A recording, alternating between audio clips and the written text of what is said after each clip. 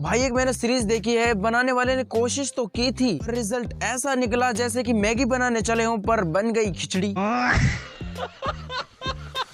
तो Amazon prime video पर आई है जिद्दी गर्ल नाम की एक सीरीज। इसे देखने के बाद आप खुद सोचोगे सीरीज के अंदर कुछ दिखाने की कोशिश तो की गई है पर दिखाने वाला तरीका थोड़ा कैजुअल है। इस सीरीज के 8 एपिसोड हैं और हर एपिसोड की लेंथ है 40 से 45 मिनट। इस सीरीज के अंदर आपको थोड़ा वल्गर और 18+ वाला कंटेंट देखने को मिलेगा। और ये सीरीज आपको किस किस के साथ देखनी चाहिए और ये सीरीज देखनी चाहिए भी या नहीं, इस वीडियो के बाद आप खुद ही डिसाइड करना। इसकी शुरुआत में हमें दिखाया जाता है गर्ल हॉस्टल, जिसके अंदर होती है 5 जिद्दी लड़कियां जो अपनी लाइफ को सिर्फ और सिर्फ अपने तरीके से जीना चाहती है। एक दिन वही लड़कियां क्लास के अंदर पोर्न देख रही होती हैं, जिसकी भनक बाहर लग जाती है और बहुत ही बड़ा मुद्दा खड़ा हो जाता है। और यहीं से शुरू होती है इस सीरीज की असली बवाल की शुरुआत। वो लड़कियां अपने अधिकारों को मांगती हैं और प्रोटेस्ट करने लग जाती हैं। अब उनके कौन से वो अधिकार हैं जिनके लिए वो प्रोटेस्ट करने में लगी हुई हैं, वो आप लोग सीरीज के अंदर देखना, क्योंकि यही छोटा सा एक पॉइंट है इस सीरीज का। इस सीरीज के 2 पहलू हैं और इसकी ऑडियंस भी 2 तरह की है। या तो ये सीरीज आपको बहुत ही ज्यादा अच्छी लगेगी या ये सीरीज आपको बहुत ही ज्यादा बेकार और सबसे ज्यादा घटिया लगेगी। इस सीरीज के अंदर एक ऑकवर्ड वाला सीन भी आता है, चाहे कहो या बेकार सीन आता है, जहाँ पर एक लड़की अपने पूरे के पूरे कपड़े उतार देती है। उन्हीं जिद्दी गर्ल्स की वजह से उस लड़की के कपड़े उतर जाते हैं और जिसकी वजह से वो काफी ज्यादा शर्मिंदा भी होती है सबके सामने। इस सीरीज के अंदर काफी ज्यादा इलॉजिकल चीजें भी हैं जिनको दिखाने के बाद डायरेक्टर खुद भूल जाता है कि आखिर क्या हो रहा है। इस चीज का सबसे अच्छा उदाहरण देता हूँ, जब वो लड़की खुद ही अपने कपड़े उतारती है तो वो सबके सामने इतना शर्मिंदा क्यों महसूस करती है। कपड़े उसने मन से उतारे थे फिर भी वो इतना नाटक क्यों कर रही थी, ये चीज मेरे अभी तक समझ नहीं आ पाई। इस सीरीज के अंदर दिखाया गया है कि कुछ लोग हैं जो लड़कियों को दबाना चाहते हैं पर वो जिद्दी गर्ल होती हैं, अपने अधिकारों के लिए लड़ती रहती हैं। सीरीज के अंदर बहुत सारी चीजें हैं जिसको देखने के बाद आप कहोगे यार ये तो बहुत ही ज्यादा इलॉजिकल है, और वहीं पर कई सारी चीजें ऐसी भी हैं जो इस सीरीज के अंदर अच्छी तरीके से दिखाई गई हैं। सीरीज के अंदर जो लड़कियों का प्रोटेस्ट करने का तरीका है उसे काफी ज्यादा बचकाने तरीके से दिखाया गया है। जिस तरीके से बॉय हॉस्टल होता है उसके अंदर लड़के क्या महसूस करते हैं, उनका माइंडसेट कैसा होता है, वो किस तरीके से अपनी जिंदगी को वहाँ जीते हैं, उसी तरीके से इस सीरीज के अंदर गर्ल हॉस्टल को दिखाया गया है, जिसके अंदर लड़कियां क्या महसूस करती हैं, उनका माइंडसेट कैसा होता है। इस सीरीज के अंदर लड़कियों के राइट्स की काफी ज्यादा बातें कही गई हैं, जिसके लिए मैं इस सीरीज को दूंगा 1+ पॉइंट। और ये वाला पार्ट इस सीरीज का सबसे ज्यादा अच्छा पार्ट था। अगर इस सीरीज को रेटिंग देने में आऊं तो मैं इस सीरीज को दूंगा 5 में से 2 की रेटिंग। देखो इस सीरीज के अंदर दिखाने की तो बहुत ही ज्यादा कोशिश की गई है, पर जो दिखाने का जो प्रेजेंटेशन का जो तरीका था वो बहुत ही ज्यादा कैजुअल और थोड़ा बचकाना था। इस सीरीज के हर एपिसोड की लेंथ 40 से 45 मिनट है, जो इस सीरीज के लिए नेगेटिव पॉइंट बन जाती है। बेफालतू के जो सीन थे उन्हें इस सीरीज के अंदर से हटाया जा सकता था। सीरीज बहुत ही ज्यादा लंबी थी और इसके एंडिंग तक पहुंचते पहुंचते डायरेक्टर भी बौखला गया था। जिस तरीके से इस सीरीज की एंडिंग की गई है वो आपको बिल्कुल भी अच्छी नहीं लगेगी, क्योंकि वो बकवास तरीके से इसकी एंडिंग की गई है। और जिसकी वजह से इस सीरीज को प्लस पॉइंट मिले हैं वो थे इसके गर्ल हॉस्टल वाला कॉन्सेप्ट। लड़कियों के राइट्स के ऊपर जिस तरीके से इस सीरीज के अंदर बात की गई है वो था इस सीरीज का सबसे बड़ा प्लस पॉइंट। और बहुत ही अच्छी तरीके से गर्ल हॉस्टल वाली लाइफ को भी दिखाया गया है, आखिर लड़कियां गर्ल हॉस्टल के अंदर क्या महसूस करती हैं। वैसे सीरीज मुझे खास पसंद तो नहीं आई। वैसे आप लोगों को वीडियो कैसी लगी कमेंट कर जरूर बताना, और हाँ वीडियो को लाइक और चैनल को सब्सक्राइब करते हुए जरूर जाना। मिलते हैं एक और नेक्स्ट वीडियो के साथ, तब तक देखते रहिए अंसार एक्सप्लेन।